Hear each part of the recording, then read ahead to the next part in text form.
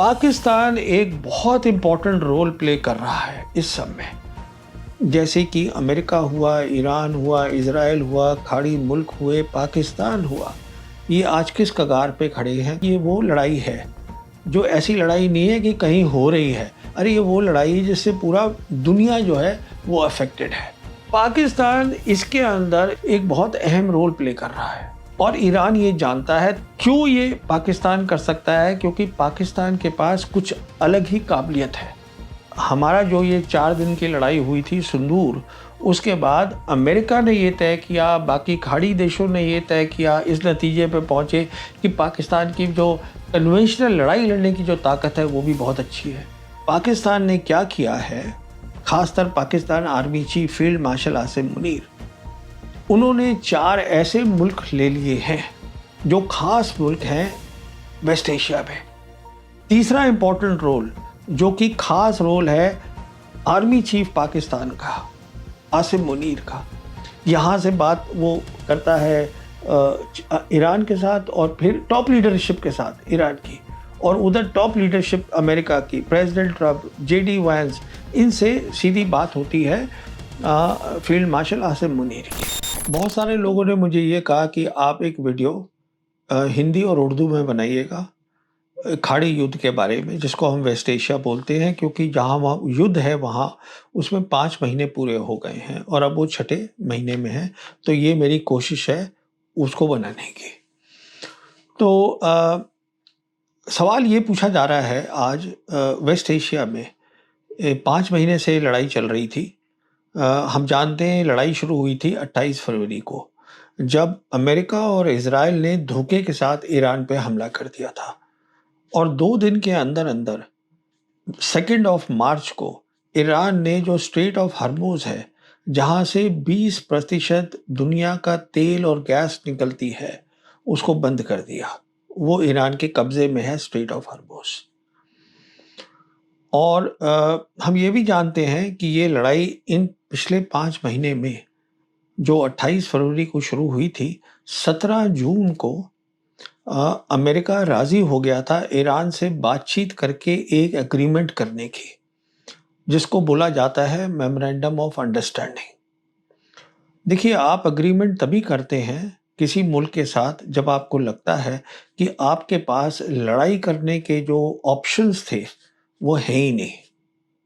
नहीं तो क्यों अमेरिका किसी ईरान के साथ, जो कि मिलिट्री ताकत में कम माना जाता है, उसके साथ बैठकर एग्रीमेंट करेगा। पर उसके बाद क्या हम जानते हैं, 15 जून को ये हुआ, पर फिर प्रेशर पड़ा बहुत सारा प्रेसिडेंट ट्रंप पे अमेरिका के अंदर, तो उन्होंने अपना ही साइन करा हुआ एग्रीमेंट खुद ही तोड़ दिया। तो मैं आपको ये बताऊंगा पिछले 5 महीने में जो खास नुमाइंदे हैं, जो मुल्क हैं वेस्ट एशिया में, जो इस लड़ाई में शामिल हैं, जैसे कि अमेरिका हुआ, ईरान हुआ, इज़राइल हुआ, खाड़ी मुल्क हुए, पाकिस्तान हुआ, ये आज किस कगार पे खड़े हैं, कहाँ खड़े हैं, ये बताऊंगा। पर ये बताने से पहले 2 बातें बताना चाहूँगा। पहली बात तो ये है, 3 बातें बताना चाहूँगा। पहली बात तो ये है कि ये लड़ाई उस वक्त हो रही है जब दुनिया में एक बड़ी ताकत नहीं है, 3 बड़ी ताकतें हैं। अमेरिका एक ताकत नहीं है। आज अमेरिका भी है, चाइना भी है, रशिया भी है। ये 3 ताकतें तय करेंगी कि दुनिया किस तरफ जाएगी, दुनिया का क्या हश्र होगा। और 2 ताकतें उसमें से, 3 में से, रशिया और चाइना आज ईरान के साथ खड़ी हैं। अरे ईरान के साथ तो बहुत सारे मुल्क खड़े हैं, और उसका सबूत ये है कि जब ईरान के सुप्रीम लीडर, जिसको धोखे से मारा गया था अमेरिकन और इजरायली की फोर्सेस ने, उनका अभी जो बुरियल हुआ था, फ्यूनरल हुआ था, उसमें 4 करोड़ लोग आए थे और दुनिया के बहुत हेड ऑफ गवर्नमेंट्स और प्राइम मिनिस्टर और प्रेसिडेंट सब आए थे। तो ईरान के साथ बहुत लोग खड़े हैं। तो अब कहने, ये तो एक बात हो गई। दूसरी बात मैं ये बताना चाहूँगा कि ये आम ताम लड़ाई नहीं है। ये वो लड़ाई है जिससे कि हर दिन दुनिया की इकॉनमी, दुनिया का सारी जो रहन सहन है, ऊर्जा की प्रॉब्लम्स हैं, सब कुछ अफेक्ट हो रहा है, क्योंकि स्ट्रेट ऑफ हॉर्मुज से ये जो खाड़ी मुल्क हैं, खाड़ी मुल्क आप जानते ही हैं कौन कौन से हैं, जैसे सऊदी अरेबिया हुआ, यूएई हुआ, कतर हुआ, ओमान हुआ, ये कुवैत हुआ। तो ये जो मुल्क हैं, बहरीन हुआ, यहाँ से तेल और ऑयल ये सब जाता है, करीबन 20% ये स्ट्रेट ऑफ हॉर्मुज से जाता है। और स्ट्रेट ऑफ हॉर्मुज अगर बंद कर दिया जाए और ये ना मिले, इसका मतलब जितने भी मुल्क हैं जिनको ज़रूरत है इस तेल की, उनको नहीं मिलेगा। हम खुद अपने मुल्क में देख रहे हैं, इंडिया में, जब से ये लड़ाई शुरू हुई है, डीज़ल के रेट बढ़ गए हैं, पेट्रोल के रेट बढ़ गए हैं, एलएनजी लोगों को नहीं मिल रहा है, बहुत दिक्कतें हो रही हैं। तो सवाल ये है कि ये वो लड़ाई है, जो ऐसी लड़ाई नहीं है कि कहीं हो रही है। अरे ये वो लड़ाई है जिससे पूरा दुनिया जो है वो अफ़ेक्टेड है। तो हर इंसान जानना चाहता है ये लड़ाई कहाँ पहुँची है और कब ख़त्म होगी। और तीसरी बात क्या है कि ये लड़ाई वो लड़ाई है जो अमेरिका में बहुत अनपॉपुलर हो गई है, लोग खुश नहीं हैं। करीबन 67% लोगों, अभी एक सर्वे हुआ था, उन्होंने ये कहा है ये हमारी लड़ाई है ही नहीं, यहाँ से प्रेसिडेंट ट्रंप को वापस आ जाना चाहिए। क्योंकि जो दुनिया में हो रहा है वहाँ उसका असर अमेरिका पे भी पड़ रहा है। अमेरिका में महंगाई बढ़ गई है, तेल और गैस के जो प्राइसेस हैं, दाम हैं, वो बढ़ गए हैं और ये बढ़ता रहेगा। तो ये जब हम बात समझ लेते हैं, तो अब हम आते हैं इन मुल्कों ये कहाँ खड़े हैं, तो उनके बारे में बात करते हैं। सबसे पहले अमेरिका की बात करते हैं, प्रेसिडेंट ट्रंप की। देखिए, जहाँ तक प्रेसिडेंट ट्रंप का ताल्लुक है, उन्होंने बहुत बड़ी गलती करी है ये, जो उन्होंने धोखे में आकर इज़राइल के प्राइम मिनिस्टर नेतन्याहू के कि ये लड़ाई तो ख़त्म हो जाएगी जल्दी, उन्होंने ये लड़ाई शुरू कर दी। आज ये लड़ाई जो है वो पेट्रो डॉलर की लड़ाई है।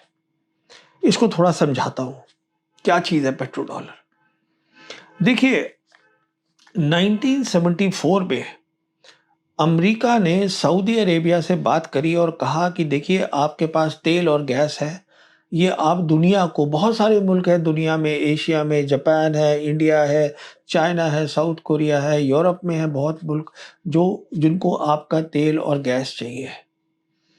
आप उसको बेचिएगा अमेरिकन डॉलर में और हम आपको उसके बदले में सुरक्षा देंगे। सुरक्षा देंगे हम ईरान से, और हम ये देखेंगे कि जो स्ट्रेट ऑफ हॉर्मुज है वो हमेशा खुला रहे। तो वो भी एक सुरक्षा होगी, वो हमारी जिम्मेदारी रहेगी। तो ये आइडिया जो था सऊदी अरेबिया को अच्छा लगा। उसके बाद जो बाकी खाड़ी के देश थे उन्होंने भी ये मान लिया कि ठीक है।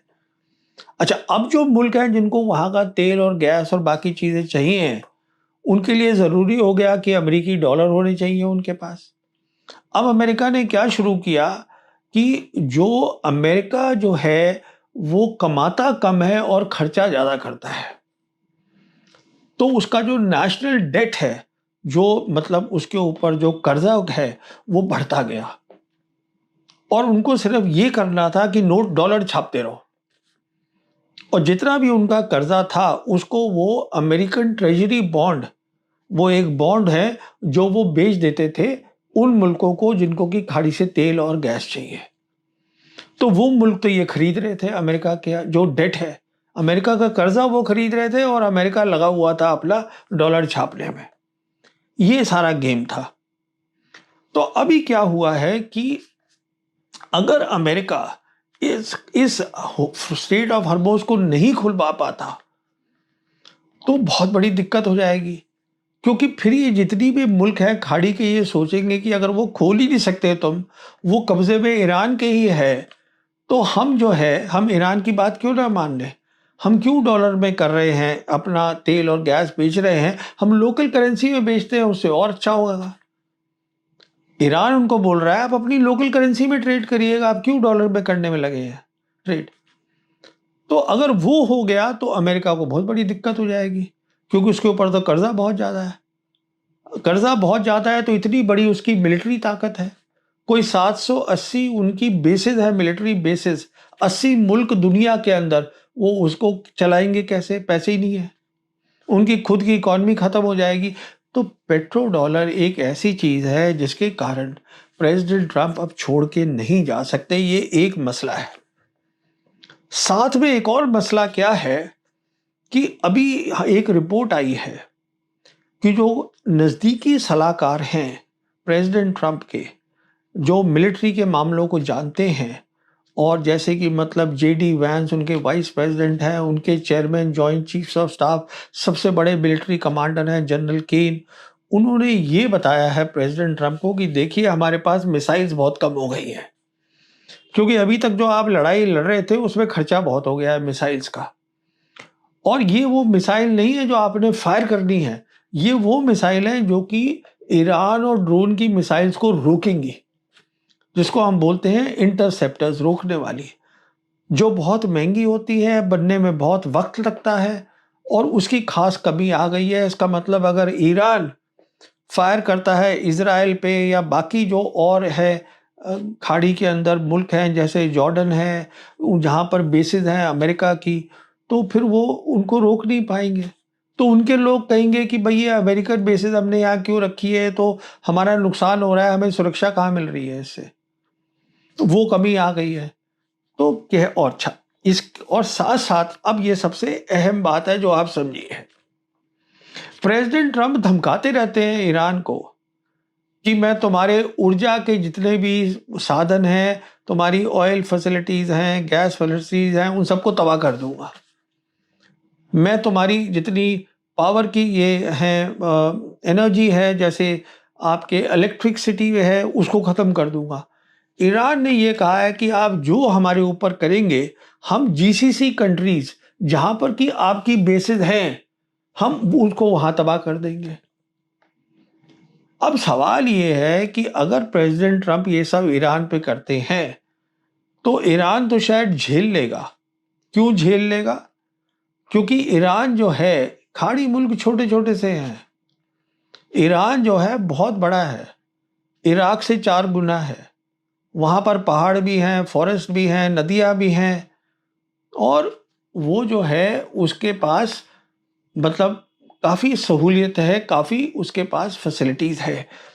पर ये जो खाड़ी के मुल्क हैं इनकी दिक्कत हो जाएगी अगर इनसे आप, ये जितने भी खाड़ी के मुल्क हैं, आप एक बात समझिएगा, इनके पास सिर्फ गैस और तेल है, इनके पास ना तो पानी है।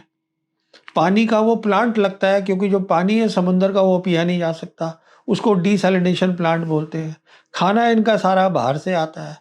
लोग जो वहाँ काम कर रहे हैं, मिसाल के तौर के ऊपर जो यूएई है, यूएई की अपनी जो पॉपुलेशन है, इमराती जिसे बोलते हैं, वो सिर्फ 1 मिलियन है, और करीबन 10 मिलियन मतलब 1 करोड़ लोग जो है वो बाहर के हैं। तो वो सब भाग जाएंगे, वहाँ पानी नहीं मिलेगा, खाना नहीं मिलेगा। तो अगर कहने का मतलब ये है, प्रेसिडेंट ट्रंप, जैसे कल ही रिपोर्ट आई है कल रात को कि जो सेंट्रल कमांड है अमेरिका की, जो कि इस पूरे एरिया को देखती है, उन्होंने बहुत सारी ईरान की जगहों पर हमला किया है। वो हमला करेंगे, पर वो बिल्कुल नहीं हमला करेंगे उनकी ऊर्जा की फैसिलिटीज़ पर, उनकी पावर की फैसिलिटीज़ पर। क्योंकि अगर जीसीसी कंट्रीज़ को उन्होंने तबाह कर दिया तो पेट्रो डॉलर्स तो वैसे ही ख़त्म हो गए, लोग भी भाग जाएंगे वहाँ से। तो इस कहने का मतलब ये है, प्रेसिडेंट ट्रंप बहुत बुरे फंस गए हैं। मसला सारा पेट्रो डॉलर्स का है। स्ट्रेट ऑफ हॉर्मुज़ ईरान खोलने को तैयार नहीं है, ना वो वापस जा पा रहे हैं और ना वो बता पा रहे हैं देश को कि मैं हार गया हूँ लड़ाई में। तो ये अमेरिका की हालत है। अब देखिए आप ईरान को, आज ईरान क्या चाहता है? ईरान ये चाहता है कि जो अमेरिकी फ़ौजें हैं, जो कि वेस्ट एशिया में खाड़ी में, उस पूरे वेस्ट एशिया के एरिया में करीबन 50,000 अमेरिकी फोर्सेस हैं। वहाँ पर 19 बेसेस हैं अमेरिका की, जिसमें 19 में से 5 तो यही हो गई खाड़ी देशों के साथ, बाकी जॉर्डन है, इजिप्ट है, बाकी और मुल्कों के अंदर है, टर्की है, इन सब में है उनकी। तो कहने का मतलब ये है कि उनकी फौजें वहाँ बैठी हुई हैं सारी की सारी। तो अगर ईरान का ये कहना है कि ये सारी फोर्सेस यहाँ से चली जाए, वो ये चाहता है। तो वो चाहता है इसके बदले में जितने भी मुस्लिम कंट्रीज़ हैं, इस्लामिक कंट्रीज़ हैं, वो आपस में मिलकर अपनी सिक्योरिटी तय करें, मिल के तय करें जितने भी हमारे मसले होते हैं उनके हल क्या होंगे वो हम खुद तय करेंगे। तो इसलिए उन्होंने खाड़ी को, स्ट्रेट ऑफ हॉर्मुज़ को बंद करके रख दिया है और वो उसको नहीं खोलेंगे। अभी एक रिपोर्ट आई थी कि स्ट्रेट ऑफ हॉर्मुज़ अगर आप देखिएगा तो 2 मुल्क हैं जो उसको चलाएँगे। एक है ईरान और दूसरी तरफ है ओमान। तो ये स्ट्रेट ऑफ हॉर्मुज़ में क्या है, ये पूरा एक पानी का वो है, वाटरवे है, जिसमें पर्शियन गल्फ है, स्ट्रेट ऑफ हॉर्मुज़ है और गल्फ ऑफ ओमान है। तो इसमें अंदर जो भी जहाज जाते हैं लेने के लिए तेल, गैस वगैरह, 2 रास्ते से जा सकते हैं। या तो वो जा सकते हैं ओमानी के रास्ते, कोस्ट के साथ-साथ, या जा सकते हैं ईरान कोस्ट के साथ-साथ। तो अभी जीसीसी कंट्रीज़ ने, खाड़ी मुल्कों ने ओमान से कहा, अमेरिका ने ओमान से कहा कि साहब आप ईरान से बात करिएगा और उनको एक आइडिया दीजिएगा। आइडिया ये दीजिएगा कि एक तो जो आप फ़ीस की बात कर रहे हैं, ईरान वहाँ फ़ीस लगाना चाहता है। तो आप फ़ीस मत लगाइएगा, जिसको अपनी मर्ज़ी से पैसे देने हैं वो दे दे। और दूसरा आप ये करिएगा कि जो 2 रूट हैं, 2 रास्ते हैं, ओमानी और इराकी, इन दोनों में से जहाज़ों को अंदर आने दीजिए। उन्होंने मना कर दिया ईरान ने। ईरान ने कहा है सारे जहाज़ जो अंदर जाएँगे वो सिर्फ़ ईरान के रास्ते से जाएँगे। और उन्होंने कहा है जो वापस आएँगे वो कुछ ओमान के रास्ते से आ सकते हैं, क्योंकि रास्ता वही है वापस आने का, और कोई है ही नहीं। तो कहने का मतलब ये है, ईरान जानता है उसकी ताकत है स्ट्रेट ऑफ हॉर्मुज़ और उसको नहीं छोड़ेगा। और जो अमरीकी हैं, फ़ौजें हैं, उनको आइडिया भी नहीं है उन्होंने वहाँ कितनी मिलिट्री ताकत ईरान ने डाली हुई है, वो उसको नहीं छुड़ा सकते हैं। उसके साथ-साथ क्या हो रहा है कि सऊदी अरेबिया अब सबसे बड़ा जीसीसी कंट्री है, जो पूरा अरेबियन पेनिनसुला है, बाकी सब छोटे-छोटे से हैं। अब उनके साथ दूसरा पंगा चल रहा है और वो ये है कि उन्होंने येमनीज़ जो हैं, आप देखिएगा साउथ में है सऊदी अरेबिया के यमन। येमनीज़ जो हैं, जिसको हूतीज़ भी बोलते हैं, वो उन्होंने पिछले 12 साल से उनके ऊपर एक तरीके की पाबंदी लगा रखी है कि तुम अपने एयरपोर्ट इस्तेमाल नहीं करोगे, सी पोर्ट इस्तेमाल नहीं करोगे। और येमनीज़ के पास ताकत है, जैसे स्ट्रेट ऑफ हॉर्मुज़ है उसी के साथ लगा हुआ रेड सी है, जहाँ से 12 से 15% दुनिया का ट्रेड होता है। और जहाँ से सऊदी का एक, जैसे सऊदी जो है वो स्ट्रेट ऑफ हॉर्मुज़ से भी तेल बेच सकता है, रेड सी से भी बेच सकता है, वहाँ भी एक ज़रिया है। उनका एक पोर्ट है याम्बू। वो उसका जैसे स्ट्रेट ऑफ हॉर्मुज़ है वैसे ही बलल मंदेब है, उसके साथ में वो उसको बंद कर सकता है येमनीज़। तो कहने का मतलब ये है उसके साथ पंगा ले लिया है। पंगा ये लिया है कि जब ईरान के सुप्रीम लीडर थे, उनका जब फ्यूनरल हुआ था, तो उन्होंने, ईरान ने एक अपना प्लेन, सिविल प्लेन भेजा था, यमनी भी उसमें आ जाए उसके लिए, फ्यूनरल के लिए। तो वो आ गए, जब वो वापस जा रहे थे, जो उनका एयरपोर्ट था उसको उन्होंने उड़ा दिया सऊदीज़ ने। तो ईरानियन ने ये कह दिया कि अब जो रेड सी है वहाँ से सऊदी का कोई भी हम टैंकर नहीं जाने देंगे, उन्होंने वो बंद कर दिया पकड़ के। तो अब जो है वो सऊदी का वहाँ पर पंगा खड़ा हो गया। साथ-साथ क्या है, सऊदी अब एक और गलती क्या कर बैठा है कि अमेरिका के साथ मिलके, ये अभी की खबर है 2 दिन पहले की, उन्होंने क्या किया है, इराक जो है वहाँ पर शिया पॉपुलेशन है, ईरान भी शिया मुल्क है। तो वहाँ पर उनकी फोर्सेस हैं जिसको कहते हैं पॉपुलर मिलिट्री फोर्स। ये मिलिशिया है, रेगुलर आर्मी नहीं है, बट ये वो आर्मी है जो इराकी प्रधानमंत्री के अंडर काम करती है, तो एक तरीके की रेगुलर ही हो गई। उनके ठिकानों पे इन दोनों ने मिलके अटैक कर दिया। तो उन्होंने उसके उसके रिटर्न में ईरानियों ने क्या किया, उन्होंने कहा अच्छा हम बताते हैं तुम्हें। उन्होंने जॉर्डन में जहाँ अमेरिका की बेसेस हैं उस पर अटैक कर दिया। तो अब ये जो अटैक है ये दोनों तरफ से चल रहा है। अब सऊदीज़ घबरा गए हैं। अभी सऊदी का जो डिफेंस मिनिस्टर था वो गया अमेरिका, वो व्हाइट हाउस में वाइस प्रेसिडेंट जेडी वैंस को मिला, उसके बाद फिर प्रेसिडेंट ट्रंप को मिला और उसको बोला कि साहब ये लड़ाई जो है आप ख़त्म करवाइएगा। अब लड़ाई कैसे ख़त्म हो जाएगी, ये तो बढ़ रही है। तो ये कहने का मतलब ये है, ईरान एक बहुत बड़ी अच्छी पोजीशन में है आज। उसने बहुत सालों तक, डेकेड्स तक ये तैयारी करी है। उसकी जो मिसाइल सिटीज़ हैं वो सब अंडरग्राउंड है। ऊपर जो भी है वो सिविल इंफ्रास्ट्रक्चर है और उसके बाद लोग रहते हैं, सब कुछ मिलिट्री अंडरग्राउंड है। पूरी मदद मिल रही है उसको, चीन से भी मिल रही है, रशिया से भी मिल रही है। वहाँ वो मिसाइल्स बना भी रहा है, ड्रोन्स भी बना रहा है। तो वो एक लंबी लड़ाई के लिए तैयार है। और जहाँ तक जैसे मैंने आपको बताया, जो वक्त है वो आज ईरान के साथ खड़ा है, वक्त ट्रंप के साथ नहीं है, क्योंकि ट्रंप की घर में बहुत प्रॉब्लम्स हो रही हैं। तो ये तो मसला हो गया ईरान का, बहुत अच्छी पोजीशन में है। अब आप आए ये इजराइल में। इजराइल जो है वो सबसे बड़ी, ये प्रॉब्लम की जड़ इजराइल है, क्योंकि इजराइल का हमेशा ये रहा है सोच कि किस तरीके से ईरान को हराया जाए। जो ईरान नहीं हार पा रहा है, उन्होंने बाकी और जो मुल्क हैं उनको सबको शिकस्त दे के वो चाहते हैं कि पूरा एरिया जो है वो अब एक इजराइल बन जाए। कब्जा करना चाहते हैं हर जगह पर। ग्रेटर इजराइल, इजराइल ड्रीम है एक उनकी, ज़ायनिस्ट की, जो ये सोचते हैं कि हमें बढ़ना है। तो सारी प्रॉब्लम की जड़ ये है।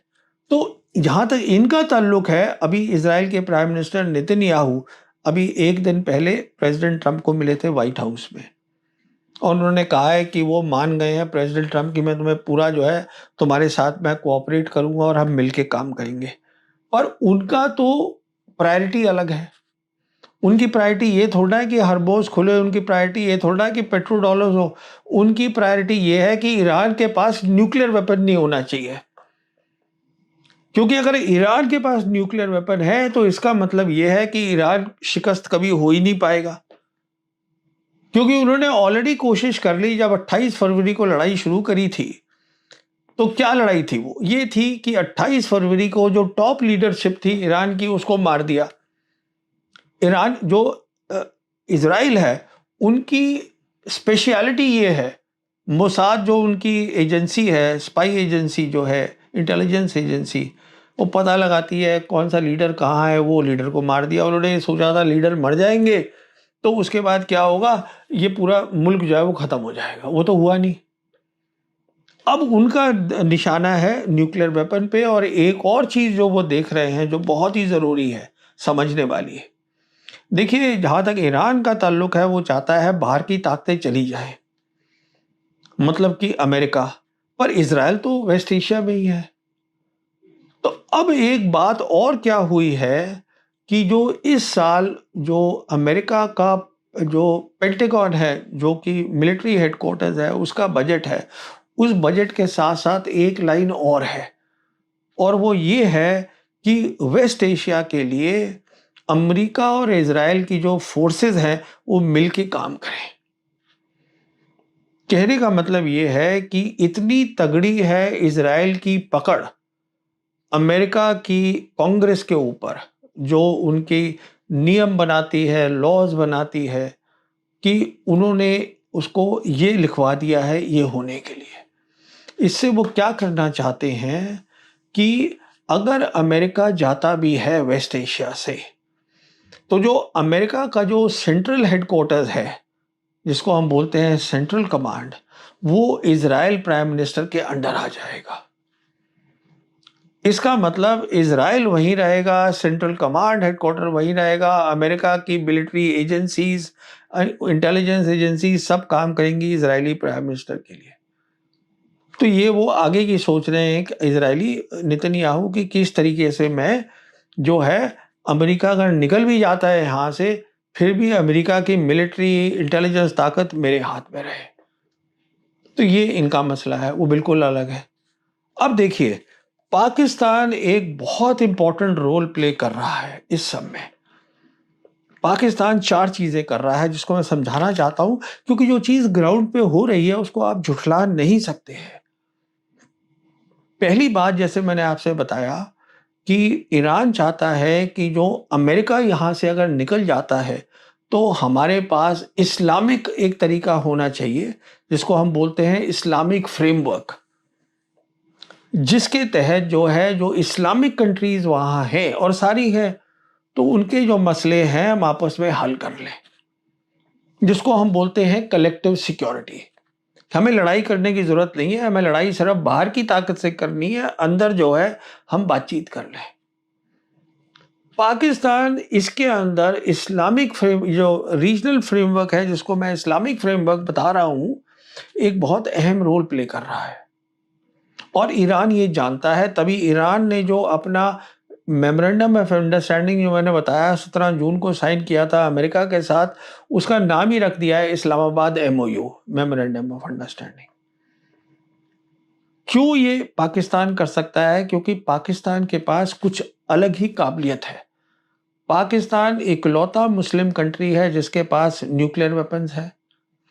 पाकिस्तान वो मुल्क है जिसके कोई रिलेशन ही नहीं है, डिप्लोमेटिक रिलेशन इजराइल के साथ है ही नहीं। और हमारा जो ये 4 दिन की लड़ाई हुई थी सिंदूर, उसके बाद अमेरिका ने ये तय किया, बाकी खाड़ी देशों ने ये तय किया, इस नतीजे पे पहुंचे कि पाकिस्तान की जो कन्वेंशनल लड़ाई लड़ने की जो ताकत है वो भी बहुत अच्छी है। और पाकिस्तान ऐसा मुल्क है जिसके तीनों बड़ी ताकतों के साथ इकलौता मुल्क है। अमेरिका, चाइना, रशिया के साथ जो उसके रिश्ते हैं बहुत अच्छे हैं। तो ये ये मुल्क आइडियल है ये इस्लामिक फ्रेमवर्क चलाने के लिए, पहली बात। दूसरी बात, इस्लामिक फ्रेमवर्क के अंदर अंदर ही पाकिस्तान ने क्या किया है, खासकर Pakistan army chief field marshal Asim Munir, उन्होंने 4 ऐसे मुल्क ले लिए हैं जो खास मुल्क हैं वेस्ट एशिया में। एक तो टर्की ले लिया उन्होंने, तो पाकिस्तान टर्की मिल गए, साथ में इजिप्ट ले लिया और चौथा ले लिया सऊदी। सऊदी आप जानते हैं GCC का सबसे बड़ा कंट्री है और इजिप्ट जो है वो अरब कंट्रीज़ का नुमाइंदा हो गया। तो ये 4 कंट्रीज़ जो है इनसे भी आपस में बात कर रहे हैं कि किस तरीके से अमेरिका के जाने के बाद हमारा एक रीजनल अरेंजमेंट होना चाहिए जिससे कि हम अपनी रीजन की बातें खुद तय कर सकें। यहाँ भी उनका रोल है। तीसरा इंपॉर्टेंट रोल जो कि खास रोल है आर्मी चीफ पाकिस्तान का आसिम मुनीर का, वो ये है कि आज जो है ईरान और अमेरिका आपस से बात नहीं कर रहे, फिर से लड़ाई शुरू कर दी है इन्होंने MOU साइन करने के बावजूद। तो एक ऐसा मुल्क चाहिए जो दोनों से बात कर सके और वो है पाकिस्तान। दोनों मुल्क नहीं चाहते कि लड़ाई हो, क्योंकि अमेरिका सिर्फ ये चाहता है कि मेरे पेट्रो डॉलर्स बचे रहें और कुछ ना हो। ईरान जो है वो ये चाहता है कि तबाही ना हो, करेगा अगर करनी पड़े कि तबाही ना हो, क्योंकि ईरान जानता है उसको वहीं रहना है वेस्ट एशिया में। ईरान जानता है कि उसको खाड़ी मुल्कों के साथ ही रहना है। ईरान जानता है कि वो यहीं पर वेस्ट एशिया के अंदर उसको एक रीजनल ऑर्डर बनाना है, यहाँ के सब मुल्कों को मिला के। पर तो इसलिए पाकिस्तान वो मुल्क है जो इन दोनों से बात कर सकता है। यहाँ से बात वो करता है ईरान के साथ और फिर टॉप लीडरशिप के साथ ईरान की, और उधर टॉप लीडरशिप अमेरिका की, प्रेसिडेंट ट्रंप, JD वांस, इनसे सीधी बात होती है फील्ड मार्शल आसिम मुनीर की। तो वो ये बहुत अहम रोल है जो कि प्ले कर रहा है पाकिस्तान। और चौथा क्या है, जैसे मैंने आपको बताया कि पाकिस्तान के रिश्ते तीनों मुल्कों के साथ अच्छे हैं, तो जो भी आसिम मुनीर या पाकिस्तान कर रहा है वो बिल्कुल जाहिर है कि वो उसको बता रहे होंगे चीन को भी, रशिया को भी, क्योंकि ये दोनों मुल्क सपोर्ट कर रहे हैं जो हो रहा है इस लड़ाई को। तो कहने का मतलब ये है कि अब जो सिचुएशन है जो हम देख रहे हैं, मैंने आपको ऑलरेडी समझा दिया कि हमला अमेरिका ऊर्जा जो है, पावर है ईरान के उस पे नहीं करेगा। अमेरिका के पास कोई ऑप्शन नहीं है लड़ाई का, ईरान के पास सारे ऑप्शन है लड़ाई के। अब क्योंकि अमेरिका ने और प्रेसिडेंट ट्रंप ने खुद साइन करने के बाद MOU फिर से लड़ाई शुरू कर दी है, तो अब जो रवैया होगा ईरान का वो और सख्त होगा, वो कुछ और सख्त बातें बोलेगा। मिसाल के तौर पर MOU में ये लिखा गया है कि लेबनान में जो लड़ाई कर रहा है हिजबुल्लाह के साथ इज़राइल, वो रुकनी चाहिए। अब वो उसमें ईरान ऐड करेगा कि यमन और सऊदी की तय होना चाहिए, फैसला होना चाहिए। उसमें तय करेगा कि जो इराक की जो पॉपुलर मिलिट्री फोर्सेस है उस पे हमला नहीं होना चाहिए। फिर ये बात थी एमओयू में लिखी हुई कि ईरान जो है वो तेल बेच सके आराम से, जो अब से बंद कर दिया है प्रेसिडेंट ट्रंप ने। फिर ये है कि जो ईरान के कुछ पैसे हैं, जैसे कि $12 बिलियन है, जिसमें ये तय हुआ था कि $6 बिलियन जो है वो उसके अपने पैसे हैं जो छोड़े जाएंगे, जो अमेरिका ने दबा रखे हैं। तो वो कहेगा कि पहले वो मुझे वो दो। कहने का मतलब ये है कि आज लड़ाई उस स्टेज पर है, ये लड़ाई चलेगी, पर ये लड़ाई वहाँ नहीं जाने वाली जो कि लोग सोच रहे हैं कि मतलब बहुत ज़्यादा उसमें सिचुएशन में है प्रेसिडेंट ट्रंप कि बहुत भारी नुकसान कर देगा ईरान पे। ईरान को तकलीफ हो रही है, कोई शक नहीं है, पर ईरान वो लड़ाई लड़ रहा है जिससे कि वेस्ट एशिया बदलेगा और दुनिया बदलेगा। अब कब तक ये चलेगी लड़ाई, वो प्रेसिडेंट ट्रंप को तय करना है, क्योंकि उनके पास ना तो कोई मिलिट्री ऑप्शन है, अमेरिका से प्रेशर आ रहा है, दुनिया से प्रेशर आ रहा है, क्योंकि दुनिया एक-एक दिन हो रहा है, हम देखते हैं कि जो डीज़ल के प्राइस है, पेट्रोल के प्राइस है, वो बढ़ते जा रहे हैं। तो यहाँ पर आज लड़ाई खड़ी है, जबकि वो 6th मंथ में आ गई है। मैं उम्मीद करता हूँ आपको मेरा ये टूटा-फूटा हिंदी-उर्दू का वीडियो समझ में आ गया होगा। Thank you very much.